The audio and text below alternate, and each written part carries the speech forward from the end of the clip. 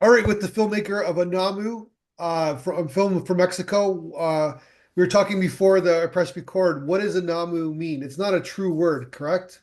Yeah, no, it's not. I mean, it is a word, but I changed the letters. It's a word that exists but backwards, and it's in Spanish. So the word is human in Spanish, but backwards. And I added like the accent, and in Spanish it's called tilde. So Yeah, you say that word like louder, because I thought I mean, it added to it. If you're inventing a new name, you need to also invent the rhythm in which you pronounce it. So I thought it was cool to add the it, accent, and then yeah, it's very cool. And you wrote the screenplay as well, right? So it's 20 yes. 20 minutes. And is this like a standalone short film? Is there a bigger idea here? I mean, the main idea was to do the short film because of a place. The place where the film was shot. The story was created for the place Okay. because we've went there like a lot of times. And the initial idea was only for a short film, but afterwards, many people told me that they would want to look like a feature film with this idea. Yeah. So yeah, I don't know. I think that's why I'm asking. I usually don't ask that question per se because there's a grand concept here within this short Mhm. film. Yes. Oh, yes, indeed. But I mean, I only got to notice that when I saw the short film finished. Okay. Yeah. When I saw it and people saw it also, I was like, oh, yeah, there is something bigger here. So the film starts in this forest or like that. I think that's what you're referencing, right? Like you have this amazing location in the film Yes. that you Yes. wanted to shoot. So it seems like you wrote a script around the location. Yes. Yes, indeed. That was a creative process. And where is the location? The location is in Veracruz. It's a state in Mexico, Okay. like right by the ocean, where the Spanish, with the conquest first arrived. Like that's like the main port where they arrive. And Veracruz is a state that has like every climate. So we went there a lot of times because I also work at a startup that makes adventures in the wild. So we go there a lot to film like content and everything. And my producer, that is the CEO of the startup where I work, and my best friend, I told him every time, man, we need to do something here. So this place, we need to do something here. O sea, the set is already there. We don't need Yeah. much artistic proposals. Everything is there already. So we only need the story. And that's how I sat down and wrote the script. So I want to get back to your startup in a second because I asked you what we asked you in the blog interview how you described the film in 2 words, and you said surreal ignorance. Indeed. And from a marketing standpoint, I would say environmental fantasy. Okay. Yes. Also. Yeah, yeah, yeah. I mean, indeed. Yeah. Is that it has some surreal elements. I'm very influenced by Luis Buñuel, the director, Spanish Yeah. that became the naturalized Mexican. And I really like surreal, like unconscious messages in between the montage of the film, like to bring about that environmental message Yeah. with animals, with different things that are there. Everything is there in the location. So yeah. So what's the startup that you guys are doing?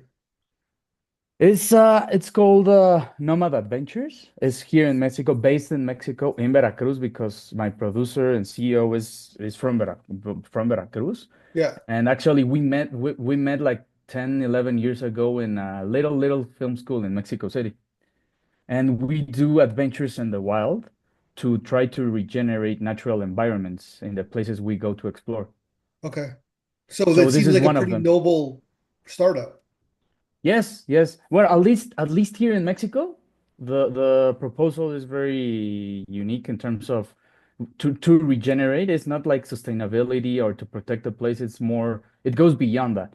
The Yeah. places we go to operate and the places we bring clients so they can see what we see, kind of like in the film. It's not only them exploring, it's also with their explorations, and we are associated with another enterprise that it's like a like an organization that doesn't offer any money. They help socially to reforest, to buy trees so you can plant them in places where there's no more forest. And with their adventures, we teach them, but we also regenerate, and regeneration is more like helping the communities around the place Yeah. to bring about like infrastructure to reforest so they can have like the places where the clients can come to. Yeah, it goes beyond only giving money to protect the place. We try to leave it better than we left it off. Yeah. Well, I wish you guys the ultimate best of success with that. Oh, thank you. Thank you. Yeah. Thank Because you. when you hear startup, you hear like people want to make money. But it seems like it's like Indeed. I'm sure you want to make a living, but it seems like there's a bigger purpose here, right? Yeah, yeah, yeah, there is. That's the big why of why we do this. That's great. All right, so let's talk about your film. So there's lots of room for interpretation. So when I'm watching your film, it's about this gentleman who needs energy, I guess, right? Uh-huh. Yes. There's like this really interesting tube, and then there's a girl, and she takes him to her like lair or Uh-huh. home spot, kind of helps him, right? And then Yes. the addiction to survive or the addiction for energy is kind of like the prominent theme of your film, right? Yes. Indeed. Okay, so that's sort of like a metaphor for many things, I guess, right? In life. Yes. Yeah, yeah, no, there's a lot of things. Actually, many people that've seen it, like friends and other people that we showed it around, they had different interpretations that I never imagined. Yeah, I bet. Yeah, People, yeah, I mean, yes, no, we're very big. I didn't quite understood because I had an idea, but I always like to people watch it. I'm like, I don't prejudice them when they look at the film. I don't say anything. I just they watch it, and at the end they start telling me things, and I was like, okay, really, I did this, I wrote this, but I never imagined this could be the interpretation for this, but it fits. yeah, And no, it it's totally like interesting. that. Yes. It's a nature sci-fi film. It's kind of really cool. Like it's like and because yeah, like that's the interpretation. It's like what's going where are we? Like how far and I'm assuming we're in the future. How far in the Yes. future are we? What's going on with the planet? Like you're kind of like your minimal like your the information you're giving the audience is minimal, which is makes the Mm. film intriguing, I guess. Yes. Yes, indeed. Which leaves the room for interpretation, I guess, right? Yeah, no, big, very big. I mean, there are some like key ideas that I like put in that I wove into the narrative because I was already thinking about certain things. But I really like to people interpret, to watch for them to watch it, and they tell me a lot of different stuff. But Yeah, there are some key themes that I needed to put in the script because this is, I mean, it's not the first time that this is done. Like they don't talk. There's no dialogue. yeah, So that is why the script was, I mean, initially the script is like 11 pages, but the short film is 20 minutes because it's longer. So a page of script without dialogue is longer in yeah, on screen. yeah, So it was like everything had to be very detailed because the actions, the movements, the gestures were the thing that pushed the narrative forward yeah, with all the different things, no, the technical things like the music, the sounds, and everything, super important also. But in terms of script wise, I needed to try to put those key elements, like key element symbols inside of the gestures and everything that was happening. So it was like understandable for people that watch it that what's happening, no? Where are we going? What are they doing? Why from this place they got to that place? What happened? They had to be gestures like very, very simple to understand, but also with a big space to interpret. There are different things that happen that you understand why they got there, yeah, but why do they do them? That's the place where people start to interpret like, ah, she did this because of that. This man comes from there. No sé qué. And I don't really say any of those things, people start like to add the details, you know? Yeah. But it's like, but also too, like where this she seems to be has been alone for a long time. So when you're alone for years, you don't talk to anybody, right? So Mhm. you're you don't all of a sudden when someone comes, you don't all of a sudden start up a conversation, right? So Yes.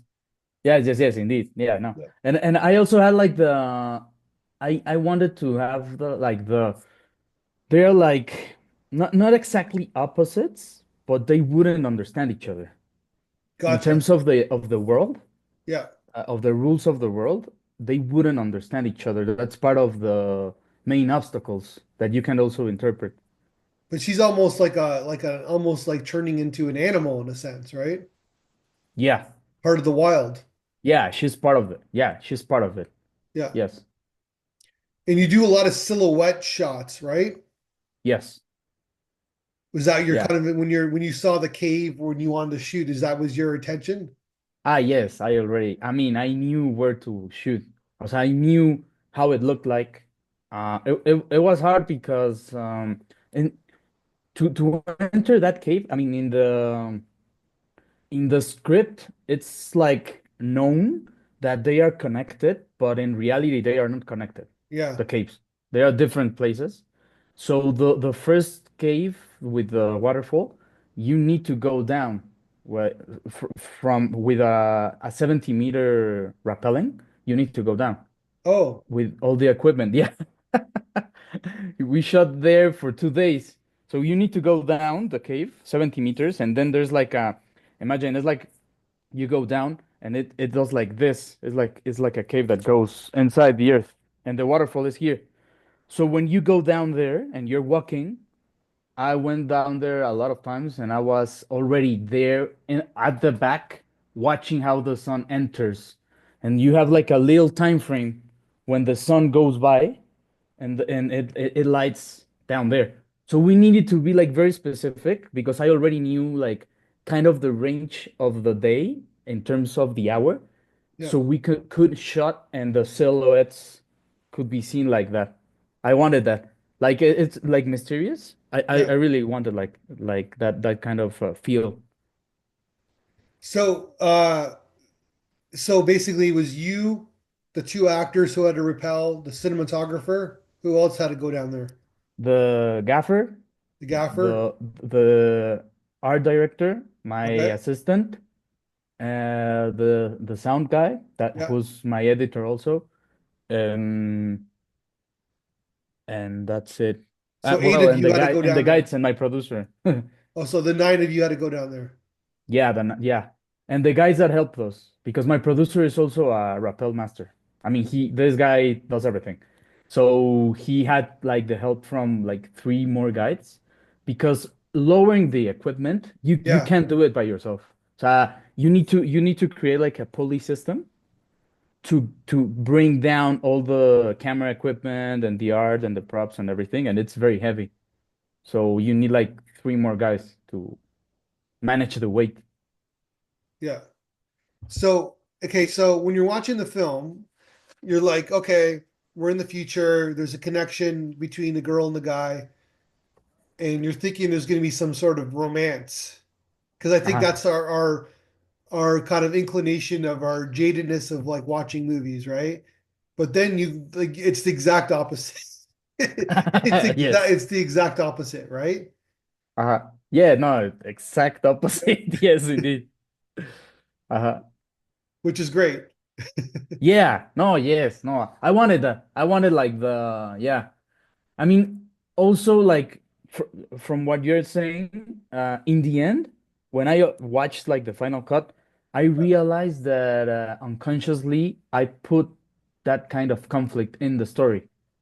So when I was writing it, when we shot it, I didn't actually see this like innuendos of like kind of romantic abuse, Yeah, you know?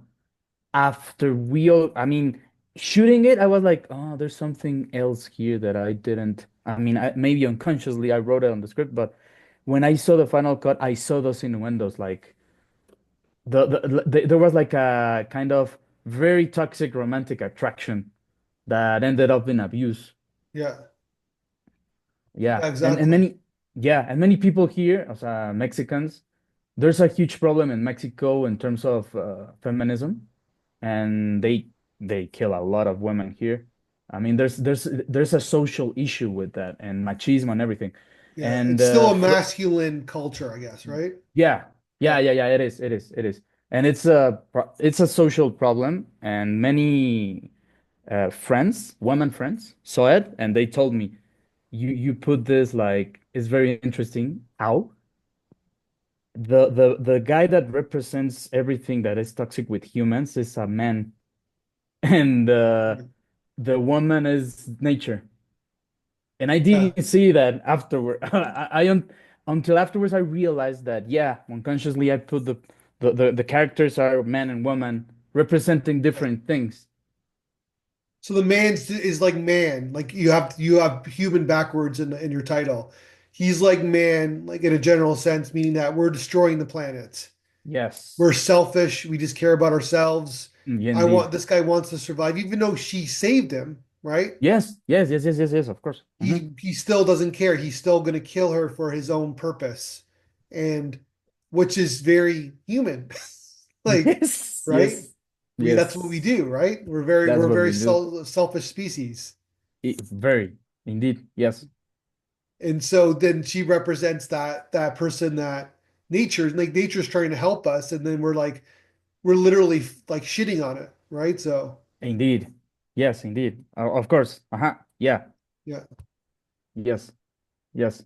That's like the main one of the main things that I wanted to represent. I mean, we had many times the opportunity to learn from her in terms of like this allegory of what she yeah, represents in the film. yeah, We as humans had a lot of times to learn from that, to be more caring, yeah, but we don't care. yeah, Uh, it's like that like the instinct of survival many times makes you do things that maybe weren't necessary, or if they were necessary, but at what cost? So are you willing to bend those kind of, I would say, humanistic principles of caring and maybe giving up things for the greater good of the planet, not of the species, but of the planet, yeah, with all the species that live in it? Are you willing? That's kind of the thing also. So I put him in a place, the character, that he has to decide. And it's a very tragic decision because he's already done things. So kind of the thing is that there's a past to this, yeah, and everything it starts to unravel because of what he did in the past. yeah. He's willing to change. That's kind of the thing. Yeah, well, I think that you have an optimistic approach to humanity, which, like I said, we're using this guy as like a trope of like mankind in general, right? Yes, And you're saying indeed. that he's going to do the right thing. And I hope you're right. Oh yeah, me too. Yeah, Yeah, me too. I mean, actually, yeah, at the beginning, the ending was darker. So I was like, nah, I want him to. yeah, He already made his decision, and everything is done. yeah, But I changed it a little to this ending because I needed first. I mean, yeah, there's a bit of faith, but also I think emotionally it would connect more. yeah, I mean, you need to put sometimes if you go too dark, there's no empathy. Yeah, and I needed empathy from the species that's yeah. watching the film. Well, he like in your from your actor like because you make him the main character, right? So he's really the antagonist of the film, but you because he's in every scene and she's more of like the helper, right? Which you Hmm. could have made another film where they you flipped it where like it's the film's from her point of view and Hmm. she sees this guy, she helps him, blah blah blah. But you show it from his point of view, right? You show the film Yes, from his point of view. So yes. he needs an arc. So you give him like from a storytelling standpoint, you give the character an arc. You give the character a journey, Hmm. right? He's Yes, not just a bad guy. Like yes. he's No, got it's more. there's humanity in this person, right? Yes, yes. Yeah. Yes. No, is that if you don't, I mean, the most interesting characters are the ones that are be in between lines, you Yeah, know? It's not black or white. It's like a gray area where they move and sometimes they do things that maybe they wouldn't do, even though they bend their beliefs. O sea, if you don't do that, it's not interesting for yeah. me. For me. Well, Yeah. it's a great segue to I wanted to talk to you about the end because I we asked you what film in the blog interview, what film you watched the most times in your life, Mm. and you said Yes. Clockwork Orange, The Godfather, No Country for Old Men, which I just watched, Oh, love, Pulp I Fiction, which love. I watched a few weeks ago for the first time in Ah, like 30 years, ah, and oh, you Scarface. really? Oof. And all those films have that moral kind of gray area, right? Yes. Yes, of course. Of course. That actually that was a very tough question.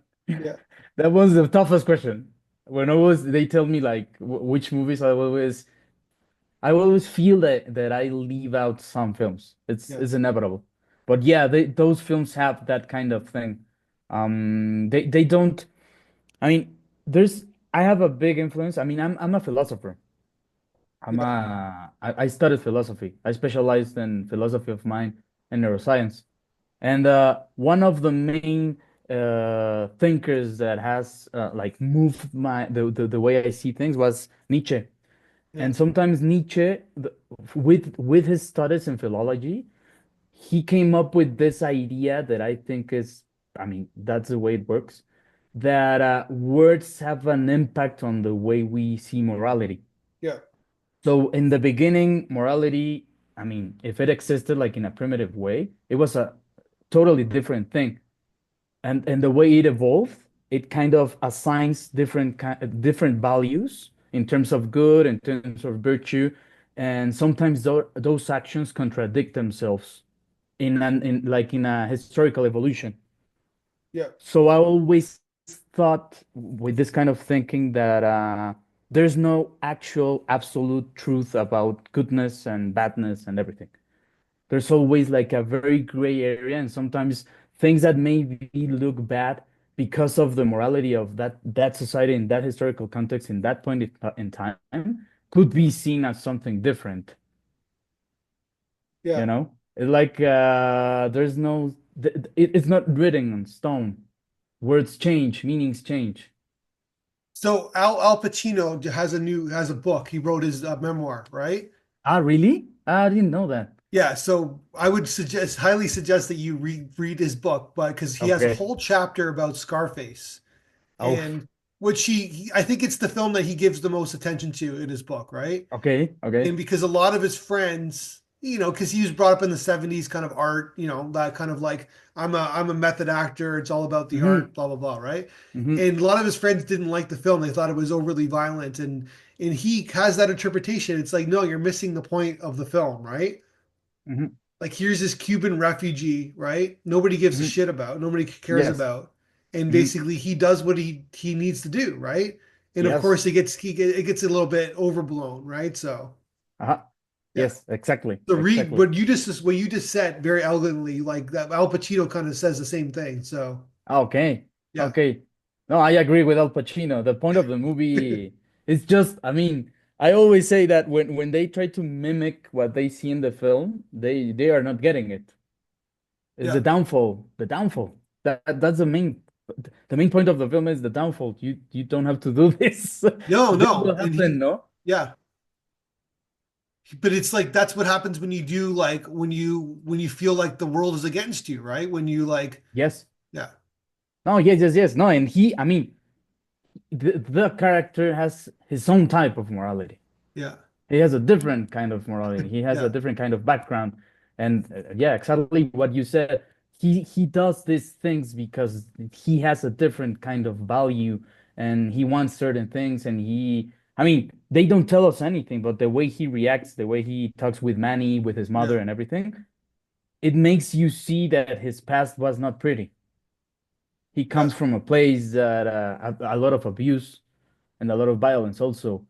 And I mean, the trip of the boat to Miami on those days, I yeah, mean, it was brutal. I think it was brutal.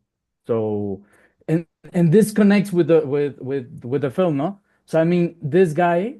we don't exactly know what's happening with him. He has a past, a violent past, and the way he sees the world is completely different from the woman character, from this like kind of earth goddess that is connected. She feels everything, and he doesn't feel anything. Yeah. No. He feels himself, and that's it. But I find it, you put No Country for Old Men. You've seen that film many times, right? Oh God, is that Coen Brothers? I think they are like wow. 'Cause I love Yeah. them. I love them. And so that film, in its very simple kind of explanation, is that you got the bad, like the evil character, Javier Bardem's character, right? Mm. Who's fucking fantastic, right? Like Oh yeah, it's no, he's a it's really good fantastic. actor Yeah. because he can play like the nice, he can stretch his acting chops, right? Like he can go play very different roles. And then and then so then you got the cop, Tommy Lee Jones character, the officer, and like Mm. he's good, right? Uh-huh. But he knows what bad is. Like he's seen bad, but he's still a good man, right? Yes. And then you got the gray area character, I guess, right? Uh-huh. Josh Brolin character, like Just rolling. which who never really is fully explained, like why does he care so much about the money, right? So, Yes. Uh-huh. and then so this, you know what I'm trying to say? It's like an interesting kind of like human kind of aspect of like the actions that people take, right? Yes. No, yes, no, that film, yeah. I mean, everything that happens on that film is like I always when I watch it, the ending, I always interpret something different. Yeah, That's what I love about the film because always the ending is like, I mean, the actually like the last time I saw it, I saw one thing that I didn't realize, but they say that this Bardem kills the character of Tommy Lee Jones.